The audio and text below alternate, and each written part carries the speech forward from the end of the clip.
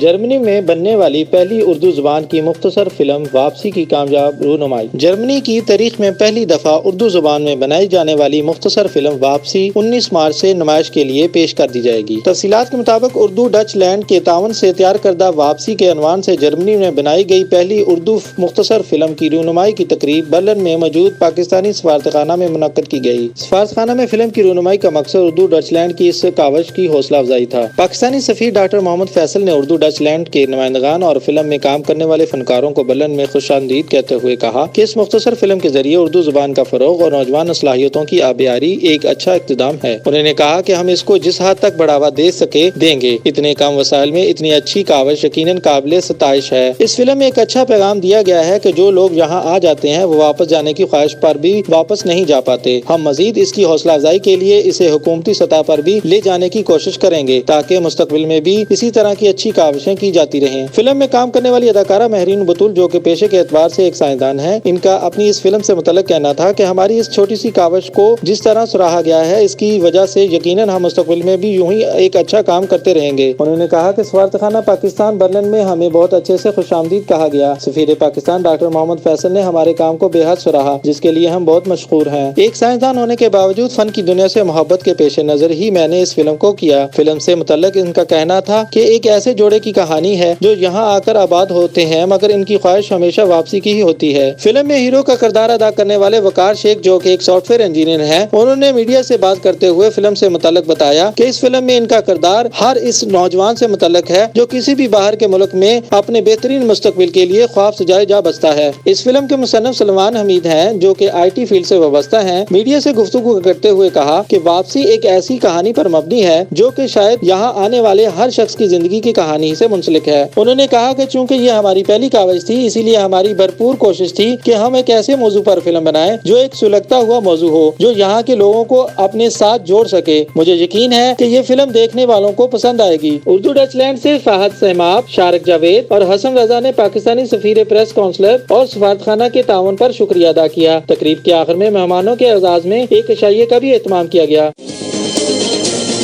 33 news, overseas پاکستانیوں کی آواز۔